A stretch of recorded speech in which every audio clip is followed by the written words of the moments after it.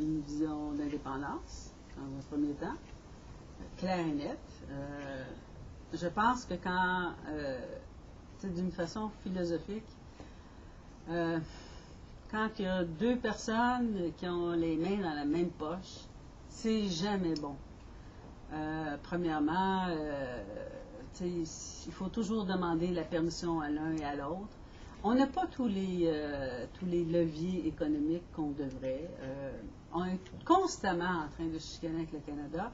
Moi, je pense qu'on aurait, ça serait très positif, et pour le Canada et pour le Québec, de se séparer.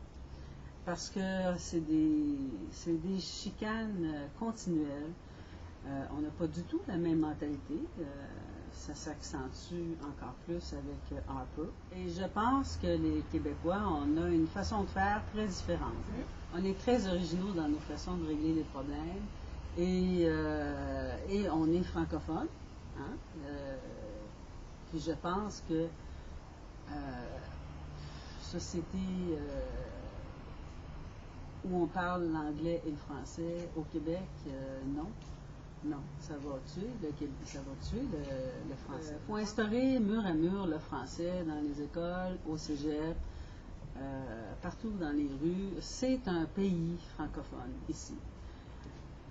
Par contre, je suis pour le fait qu'en même temps, on donne des excellents cours d'anglais pour nos enfants. Parce qu'on ne sait jamais ce que l'avenir réserve à nos enfants. Et ils auront peut-être à travailler dans un autre pays, qui sait, à cause de la mondialisation. On est de plus en plus porté pas porté, mais on est de plus en plus appelé à travailler dans d'autres pays, à l'extérieur. C'est ça. Je pense qu'il faut protéger notre français par la loi 101 qu'il faut réinstaurer, mais en même temps, moi je pense qu'il faut faire les deux en même temps. Il faut aussi augmenter la qualité de l'enseignement de l'anglais.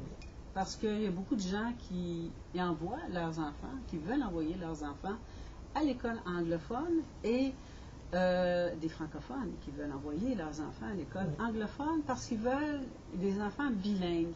Et à ce niveau-là, je les comprends.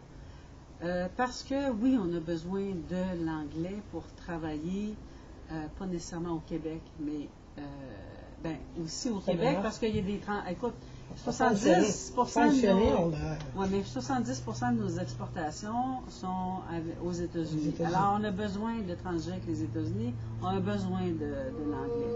Mais il faut une protection mur à mur, sans condition, du français. Quand on reste ici, on parle français, on va à l'école française, incluant le cégep.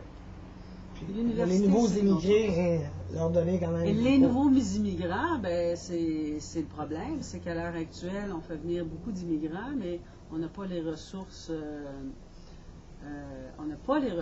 pour leur donner tout ce qu'il faut pour l'apprentissage du français.